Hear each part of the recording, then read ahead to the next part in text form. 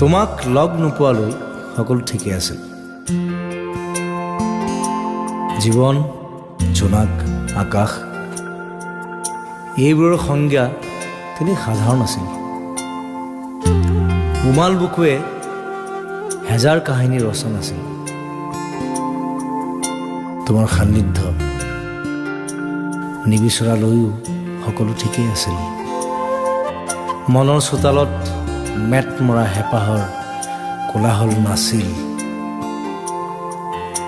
আশাবোৰ জোনাক হৈ বৰষুণৰ দৰে নামি অহা নাছিল।